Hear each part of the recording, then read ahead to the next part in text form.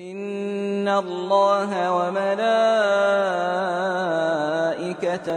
يصلون على النبي يا أيها الذين آمنوا صلوا عليه وسلموا تسليما.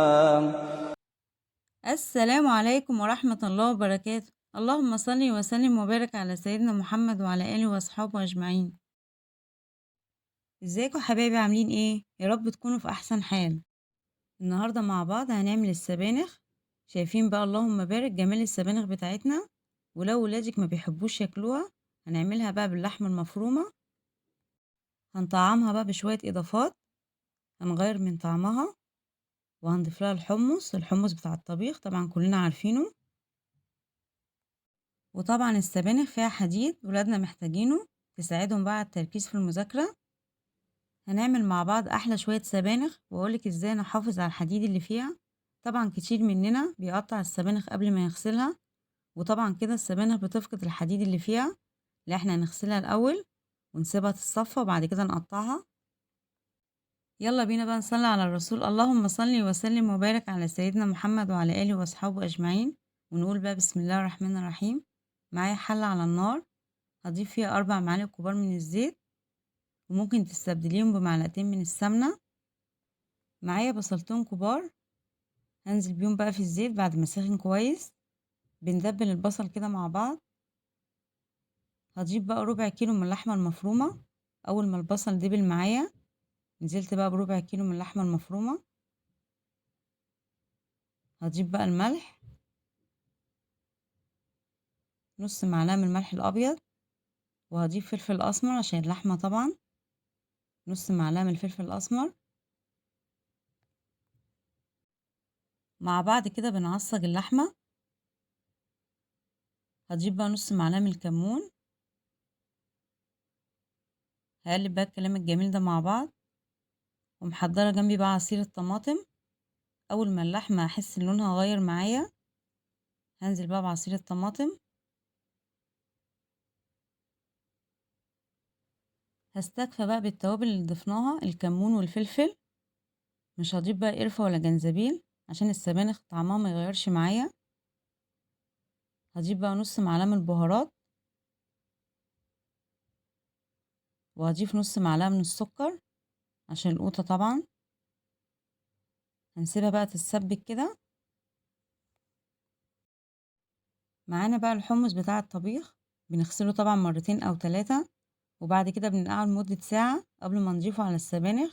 وممكن تستبدليه بمعلقتين من الرز، بس بجد الحمص دوت هيغيرلك طعم السبانخ وهيديها قيمة غذائية عالية. معانا بقى السبانخ بتاعتنا، نقعناها بقى في مية لمدة نص ساعة، وبعد كده غسلناها كذا مرة. ومهم طبعا ان احنا نغسل السبانخ كذا مرة عشان ساعات بيبقى فيها رمل.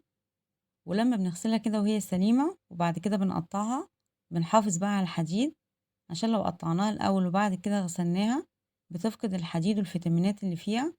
وطبعا احنا محتاجين نأكل ولادنا خضار فيه فيتامينات وحديد عشان يديهم طاقة، وخصوصا بقى في فصل الشتاء علشان تساعدهم بقى على التركيز في وقت المذاكرة. وعقبال ما التسبيكة بتاعتنا تتسبك في 10 دقايق هنكون قطعنا السبانخ بكل سهولة. في الوقت ده بقى احنا نعين الحمص، عشان طبعا لما نضيفه على السبانخ يستوي معاكي بكل سهولة. نعيه بقى مش أقل من ساعتين. وبضيف على السبانخ شبت بقى وكزبرة، بنغسلهم ونقطعهم رفيع. طبعا بيحلوا معاكي السبانخ وبيزودوا من القيمة الغذائية. كده قطعنا السبانخ بكل سهولة، وقطعنا برضو الكزبرة والشبت يبقوا جاهزين معايا. دلوقتي بقى التسبيكة بتاعتنا اتسبكت، هبدأ أضيف عليها بقى السبانخ. وطبعا السبانخ من الخضار اللي ما بنسويهوش قوي عشان ما تغيرش لون معاكي.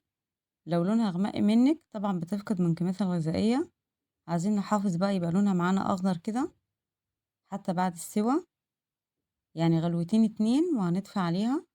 معانا بقى الحمص، هنزل بيه مع السبانخ. هنقلب بقى الكلام الجميل ده مع بعض. وما تقلقيش هي شوية كده هتهبط طبعًا السبانخ، مش هتفضل عالية كده في الحلة.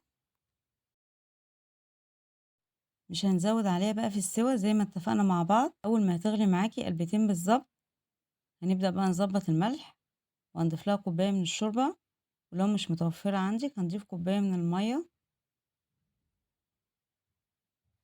هنضيف بقى مكعب من الماجي. دلوقتي السبانخ بقى استوت معانا، لو عايزة تعملي لها طشة من التوم تنفع معاكِ برضه، بس أنا اكتفيت بقى باللحمة المفرومة اللي ضفناها على السبانخ. يلا بينا بقى نقدمها مع بعض وهي سخنة كده، ما اقولكيش بقى على ريحتها، طبعًا ريحتها مالية الشقة. وبكده يبقى عملنا مع بعض السبانخ باللحمة المفرومة، يا رب تجربوها وتعجبكم. تقدمي جنبها بقى رز أبيض أو رز بالشعرية، وبالهنا والشفا عليكم يا رب.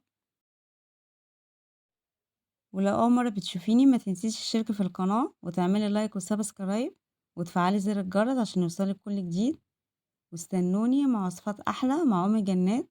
والسلام عليكم ورحمة الله وبركاته.